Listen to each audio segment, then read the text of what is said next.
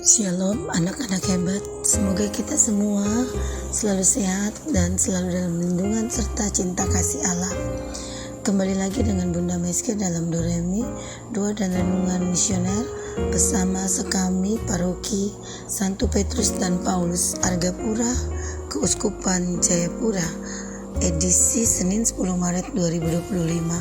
Kita berada pada masa biasa Pekan Prapaskah pertama. Anak-anak, bacaan Injil hari ini diambil dari Injil Matius bab 25 ayat 31 sampai dengan 46. Baiklah, sebelum kita mendengarkan Injil hari ini, marilah bersama kita berdoa. Dalam nama Bapa dan Putra dan Roh Kudus. Amin. Bapa yang Maha Baik, terima kasih untuk napas hidup yang Kau berikan bagi kami dan kesempatan bagi setiap kami untuk bisa berbagi kasih bagi sesama. Hari ini kami mau belajar tentang firman-Mu. Ya Bapa, bersabdalah, kami siap untuk mendengarkan.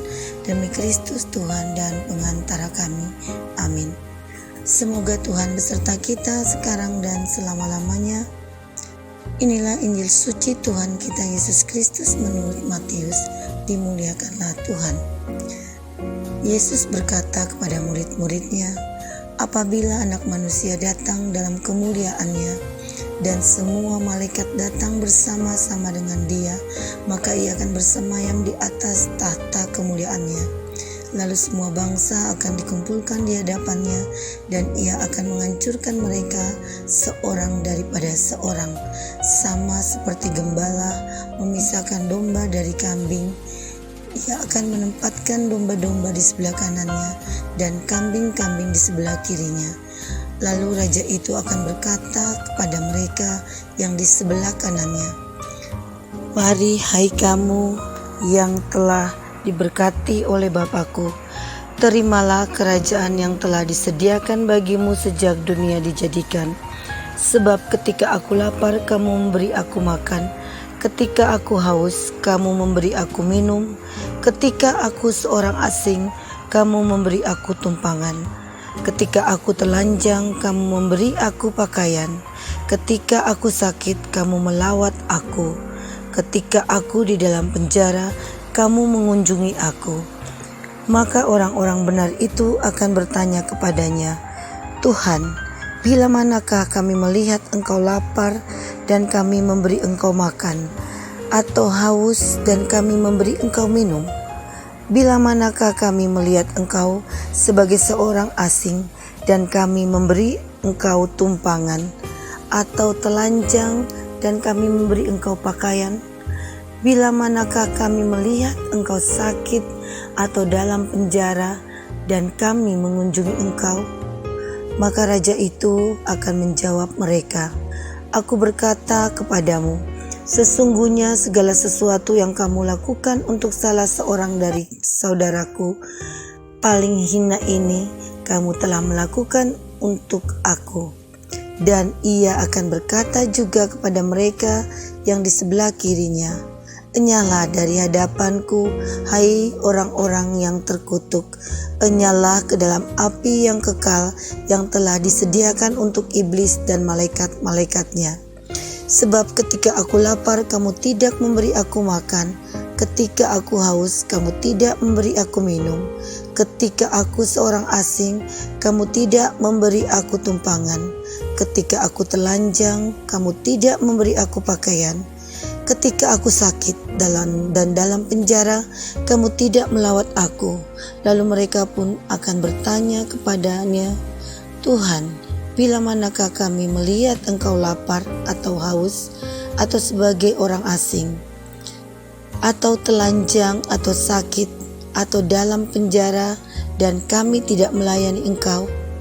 Maka ia akan menjawab mereka, aku berkata kepadamu, sesungguhnya segala sesuatu yang tidak kamu lakukan untuk salah seorang dari saudaraku yang paling hina ini, kamu tidak melakukannya juga untuk aku. Dan mereka ini akan masuk ke tempat siksaan yang kekal, tetapi orang benar masuk ke dalam hidup yang kekal. Demikianlah sabda Tuhan, terpujilah Kristus. Sahabat misioner yang dikasihi Tuhan, bagi setiap kita yang percaya akan Yesus Kristus, hasil akhir bukanlah sesuatu yang menakutkan bagi kita. Sebab Tuhan Yesus mengajarkan kita tentang sikap dan perilaku menuju keselamatan. Dasarnya yang diberikan bagi kita adalah hukum cinta kasih.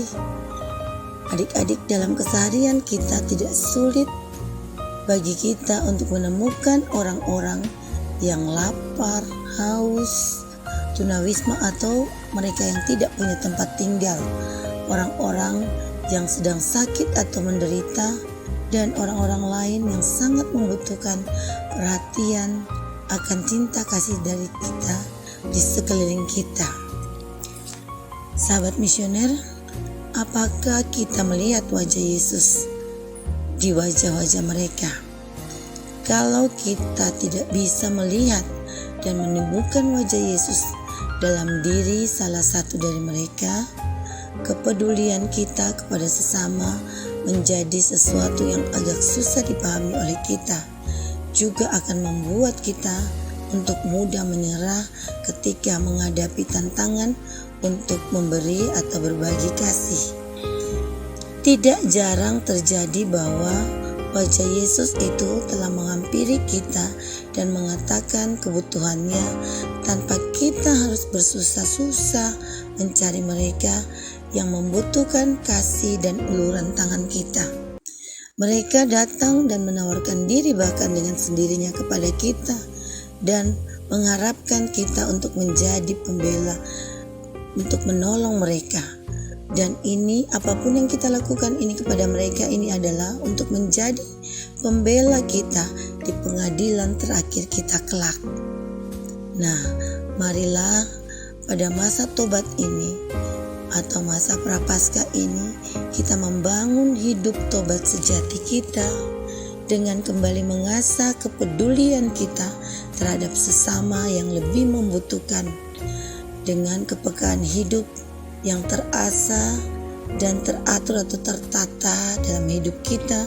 Kita justru belajar untuk menggunakan setiap kesempatan yang Tuhan berikan bagi kita untuk berbuat baik bagi sesama dan menyampaikan kasih kita kepada siapapun yang sangat membutuhkannya, dan melawan atau mengajarkan kita bisa melawan setiap rasa egois kita, bahkan ketamakan dalam diri kita.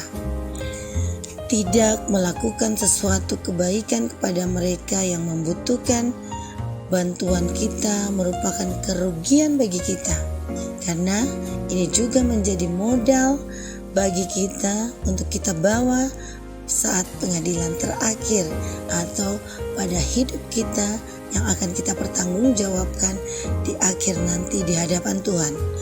Sahabat misioner, Tuhan Yesus memberikan dasar yang lebih dalam lagi bagi kita. Seperti kita tahu atau kita dengar dan bahkan kita baca tadi bersama, sabdanya yang mengatakan bahwa sebenarnya segala sesuatu yang kamu lakukan untuk salah seorang dari saudaraku yang paling hina ini, kamu telah melakukannya untuk aku. Yang tercatat tadi pada Injil Matius bab 25 ayatnya yang ke-40. Nah, adik-adik atau sahabat misioner, mengapa demikian? Karena perbuatan kita kepada sesama merupakan tindakan kita kepada Allah sendiri, dan kehadiran sesama kita menjadi Tuhan Yesus Kristus sendiri dalam diri sesama kita, khususnya saudara-saudara kita yang miskin, lemah, dan tersingkir atau terlantarkan. Kata-kata ini atau orang-orang yang kita temui ini justru merupakan kalimat-kalimat yang terangkai dalam doa anak misioner yang selalu kita doakan bersama.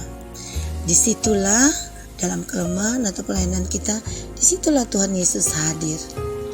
Baik sahabat misioner, semoga Tuhan memberikan kita hati yang peka terhadap sesama yang membutuhkan bantuan dan uluran tangan kita. Dan Tuhan akan memampukan kita untuk memandang wajah Tuhan Yesus sendiri yang hadir dalam diri mereka. Amin. Marilah bersama-sama kita mendoakan doa anak misioner. Tuhan Yesus, Engkau diutus Bapa menjadi berkat bagi dunia dan menjadi juru selamat bagi manusia. Utuslah kami anak-anak dan remaja misioner di Indonesia untuk menjadi sahabat yang kuat bagi yang lemah, sahabat yang rela berkorban bagi yang menderita payah, sahabat penghibur bagi yang sakit dan gelisah. Tuhan Yesus, kami pun ingin menjadi utusan-utusan kecil-Mu, teman setia bagi yang tersingkir dan terlantarkan, teman bicara bagi yang kesepian dan terlupakan, sobat yang gembira bagi yang sedih dan susah, sobat penuh penghargaan bagi yang tak dicintai. Tuhan Yesus, utuslah kami ini dengan bantuan Roh Kudus-Mu, menjadi garam dan ragi yang baik, menjadi terang dan obor yang cemerlang, membawa kegembiraan dan pengharapan.